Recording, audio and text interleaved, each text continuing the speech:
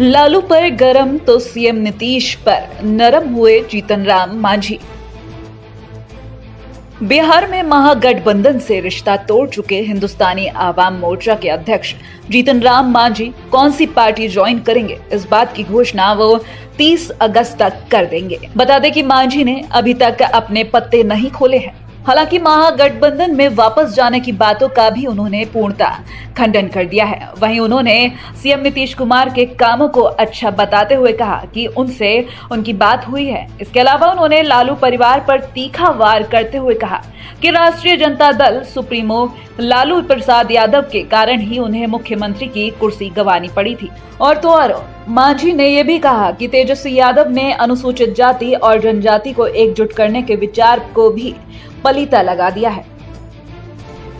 गठबंधनों में seat sharing को लेकर सियासी खेल में तेजी।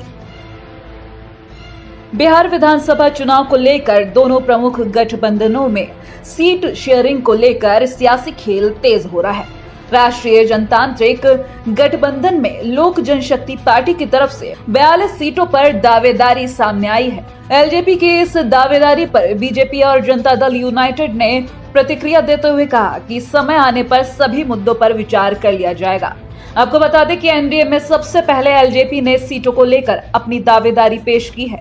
42 सीटों पर दावा करते हुए एलजेपी के प्रवक्ता संजय सिंह ने कहा कि इससे कम सीट का सवाल ही नहीं होता।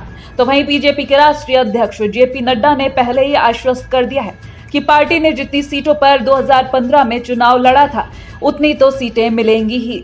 उन्होंने कहा कि बीते लोकसभा चुनाव में एलजेपी और बीजेपी का स्ट्राइक रेट 100% रहा है, जबकि जेडीयू एक सीट हार गया था। इसके अनुसार उन्होंने कहा कि एलजेपी को 42, बीजेपी को 105 और जेडीयू को 96 सीटें मिलनी चाहिए।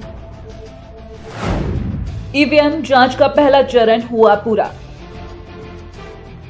बिहार विधानसभा के आम चुनाव को लेकर पहले चरण की ईवीएम जांच की प्रक्रिया पूरी हो गई है। चुनाव आयोग के निर्देश पर राज्य के 243 विधानसभा क्षेत्रों के लिए ईवीएम और वीवीपैट मशीन सभी जिलों में जून के अंतिम सप्ताह में मंगा ली गई थी।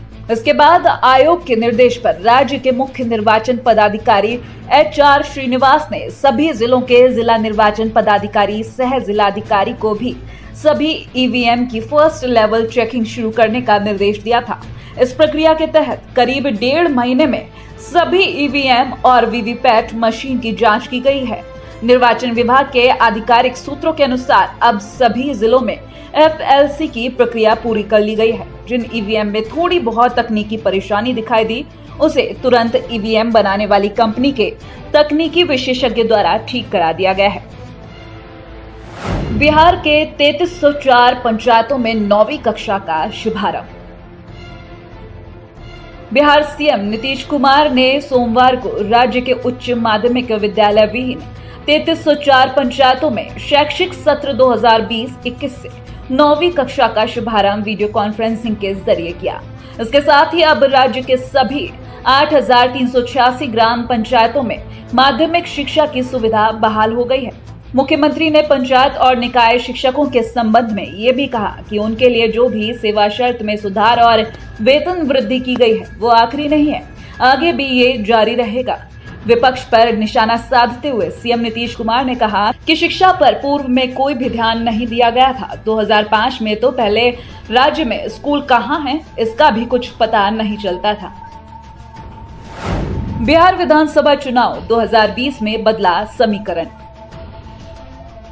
बिहार भोजपुर के जिला मुख्यालय को समेटे आरा विधानसभा क्षेत्र में इस बार भाजपा के सामने हर हाल में कमल खिलाने की चुनौती खड़ी हो चुकी है। भोजपुर का ये वो क्षेत्र है जहां बिहार विधानसभा चुनाव में बीजेपी को सबसे पहले 2000 में सफलता मिली थी। तब से अमरेंद्र प्रताप सिंह की यहां लगातार जीत हुई है। वो बिहार विधानसभा के उपाध्यक्ष भी रहे हैं। 2015 के पिछले विधानसभा चुनाव में आरा में बीजेपी समेत एनडीए का सफाया हो गया था, जिसके बाद बदले समीकरण में जदयू के सहारे आरा से मोहम्मद नवाज आलम उर्फ अनवर आलम चुनाव जीतकर पहली बार विधानसभा में पहुंचने में कामयाब हो गए थे। हालांकि इस बार उनकी उम्मीदवारी को कुछ दावेदारों से चुनौती मिल रही है। वहीं एनडीए फिर पुराने स्वरूप में है, लेकिन भाजपा के टिकट पर अमरेंद्र प्रताप सिंह के अलावा अन्य की भी नजरें हैं।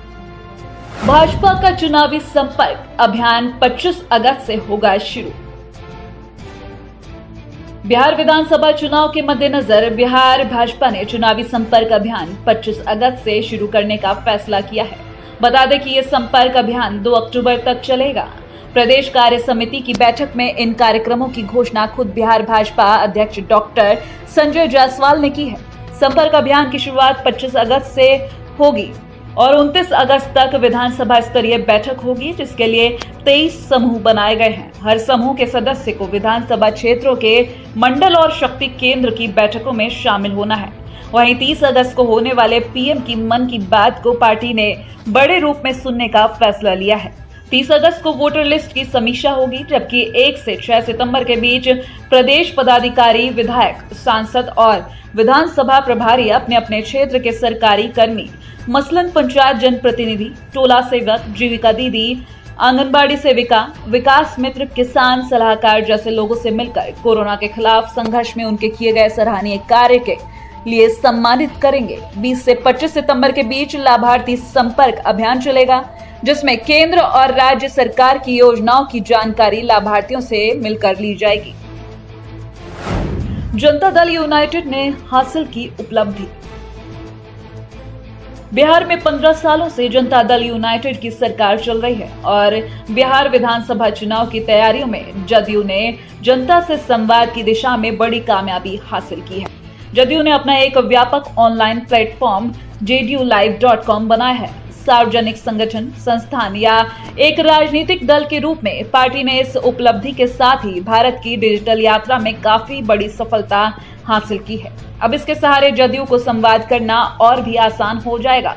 JDUlive.com का उद्घाटन जल्द ही बिहार सीएम और जदयू के राष्ट्रीय अध्यक्ष नीतीश कुमार करने वाले हैं। ऐसे में ये भी हो सकता है कि वो इसी डिजिटल प्लेटफॉर्म के सहारे बिहार की अपनी पहली वर्चुअल रैली को संबोधित करेंगे।